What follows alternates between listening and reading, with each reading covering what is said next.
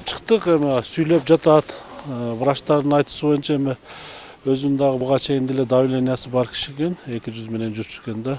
Сүйлөп жатат, жакшы эле. Врачтар биринчи жардамды көрсөтүптүр, дары-дармектер бар экен.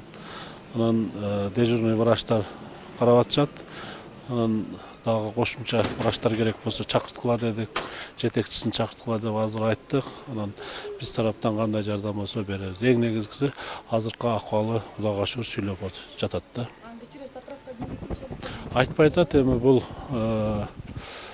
ошол жерде управляющий болуп иштейт экен, 60-жылкы Кара Суу районунун тургуну экен. Ошо арендага алып иштетишкен да. Анан бул жерде аял отурат, эми сурап чыктык да. Эми Кудайым шифасын берсин деп отурабыз эми ошо. Анан биз тараптан жардамды беребиз, Кудай беребиз. Жакшы.